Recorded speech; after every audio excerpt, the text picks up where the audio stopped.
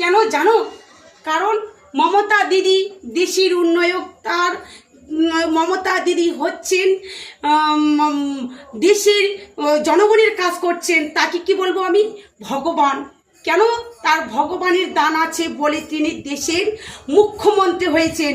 তাই আমরা সবাই মমতা দিদিকে যেন ভোট দিয়ে জিতিয়ে দিতে পারি।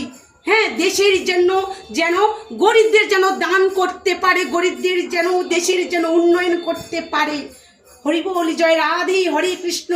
তিনি গরিবদের যে কাজ করছেন, গরিবদের যে সন্তানদের বাঁচিয়েছেন, সে মা মাটির তুল্য। তাকে আমি দেবতার রূপে, তাকে আমি চরণে জানাই শতকোটি প্রণাম, চরণে জানাই শতকোটি প্রণাম।